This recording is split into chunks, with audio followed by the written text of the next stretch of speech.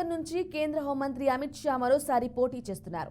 ఆయన ప్రత్యర్థిగా కాంగ్రెస్ పార్టీ సోనాల్ పటేల్ ను బరిలోకి దింపింది. ఈ నియోజకవర్గంలోనే ప్రధాని నరేంద్ర మోదీ ఓటరుగా ఉన్నారు.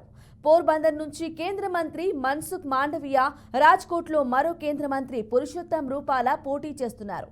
కర్ణాటకలోని ధార్వాడ్ నుంచి ఇప్పటికే 3 సార్లు గెలిచిన బీజేపీ నేత కేంద్ర మంత్రి ప్రహ్లాద్ జోషి 4వ సారి పోటీ చేస్తున్నారు. మరాఠా రాజకీయ కురువృద్ధుడు శరద్ పవార్ కుటుంబానికి కంచుకోట లాంటి బరామతిలో ఆయన కుమార్తె సుప్రియా సూలేపై మహారాష్ట్ర ఉప ముఖ్యమంత్రి అజిత్ పవార్ సతీమణి సునీత్రా పవార్ పోటీకి దిగటం వల్ల పోరు రసవత్తరంగా మారింది.